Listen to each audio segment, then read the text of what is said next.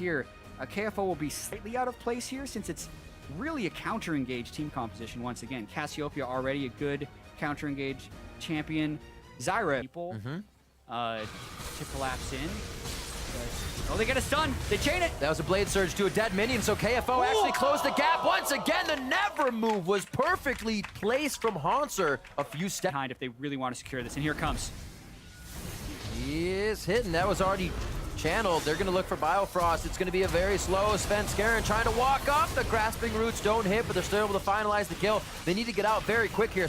We see Bjergsen slowly walking down, and with that range, he will be able to connect with them about the midway of that lane. Svenskeren looking for the slow as well, and they're actually going to call it off as the chase. Like, the mobility boots are not something you normally see on Grok. You usually see the cooldown reduction boots so you can flash into more body slams. Whoa. Oh, all nice right. done. Good turnaround. Can't follow it up, but he does stop himself from going down. Flash alt used for Frog. They would have considered coming out of this game.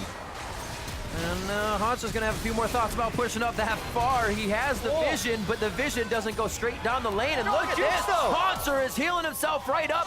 KFO's forced to flash. He's slaloming the minions, and he's going to ski himself almost to safety. The grasping roots coming in from big on the flash. It's all about the playmaking, really.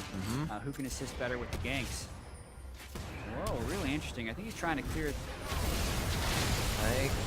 Zyra and Jinald. I like it. Clear, but they might. Oh my God, they're gonna get him! Oh, Svenskeren steps in range as Haunter just breaks the tether. Actually, just kind of crushing down turrets now. Frog had left to fight the Sundisk in mid, and he said, I got a turret. But wait, we're losing the inhibitor now on the bot side. Froggen's actually going to walk this one back. They may be able to get somewhat of a pincer, but it seems like he's giving that reroute away. And he's going to go ahead and try to get a mid once he gets to the Nexus. These are awesome games to watch. Here, TSM actually isn't getting kills, but they're still in the lead because they're, like you said, working that rotation so well. Fox just doesn't even have the chance to engage. As TSM says, peekaboo, we're in, we're out, and we took what we needed. Here, not even really deterred by the curtain call. Yeah. I mean, KFO is off defending. Okay. So, there's the Frog and all. There's a follow-up. That's the long-range utility and crowd control they're looking for. Fox almost doesn't even have to do more damage. What the heck? Doublelift just solo Keith. Well. Now we need backup. Haunter's here. Curtain call for Keith.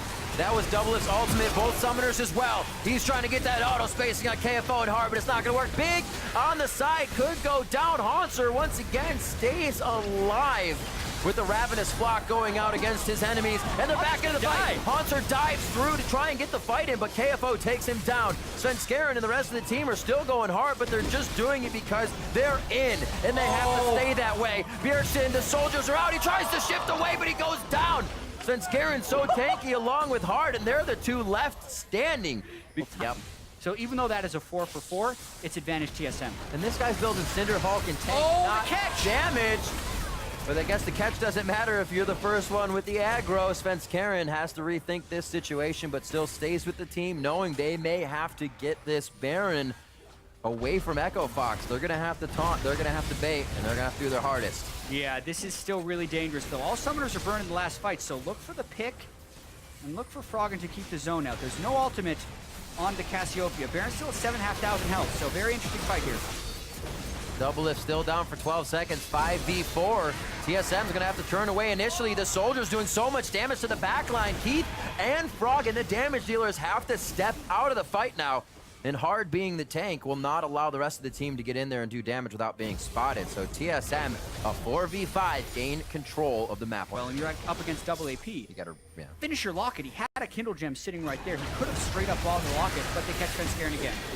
The big roots for a big man, but they're able to turn it right around. There's no finalizing kill power right now on the Echo Fox side. And what happens then is everything gets turned around right back on you, and TSM are happy to take that fight. Yeah, Echo Fox, Baron. Or they get Froggen chunked down low and they teleport in to try and go right now. Oh, he's right on a slow though as he comes in. And it doesn't look like they'll be able to finalize anything on that. Hard in a bad situation here. I don't think he's going to be able to tunnel under. He does. Finds safety. Oh, he clicked this other tunnel. Oh, when you don't want to make a mistake, but you make a mistake and then you give the other team Baron. That's the possibility that's happening right now. It's happening. Double Mountain Drake Infernal. That'll be the Baron for TSM. Now they'll have a real chance of cracking the base. Jin ult pop. You should cancel that. You get the cooldown back as quickly as... Spirit Viz. Yeah, that's not good. I think that's flat wrong from a build perspective. Oh, Hanser's starting to body KFO a little bit. Oh, Bifrost! Gets himself out. They're using the speed effectively. That's the explosion damage, that front end nuke that we've been looking for. It's able to take down Echo Fox. KFO drops, and the rest of the team will follow quickly. Hard coming back up is the only one left. Yeah, instead of waiting around their defensive line of Cassiopeia and Zyra, they do try and make the play, which is something they've been trying to improve upon. Right. That was just not the right time to try and make a play. They also had an opportunity to kill Bifrost, but they were greedy for yet another kill. It made them get caught out. Now these are substantial death timers and maybe a TSM win.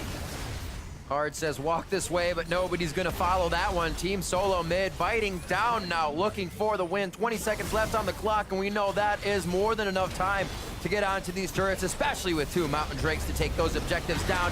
They're gonna be on to the Nexus, and what a heck of a series to end like this. TSM are gonna find the win over Echo Fox. Yeah, and it was a pretty hard-fought series, all things considered. Only their 3rd series to go the distance for TSM all 3 games, but at the end of it, they win, and they remain undefeated as they move towards playing Envy tomorrow. As well, the mentality of usually winning that first game, losing the second, and then having to win another. TSM had to come out winning 2 in a row on this one. It didn't seem to faze them at all. They understood that our question at the beginning of the day actually happened. Would they get stuck by a trap game? And they did. They did not respect Echo Fox. And Echo Fox came to play today. They did come to play, and it's still going to be a learning thing for them, though, because even with taking 1 game in the match, doesn't count. They did break their 10-game losing streak, yes, but their match losing streak persists now to 6 in a row. And some worrying things to happen down the stretch. I don't agree with some of the builds they decided to go with. Right. They made some questionable calls. They had stalled out fairly well, and they had made a few picks, but those 2 mistakes down the stretch with Hard dying by taking the wrong tunnel, and then grouping up in TSM's jungle while TSM had Baron, knowing 1 lost team fight would mean the game. And they lost the team fight and the game. Right. Echo Fox would always be in slight deficits, and the way they would find to come from behind was pack those pink wards in, find a kill, let's get 1 pick, let Froggen work on the side lane.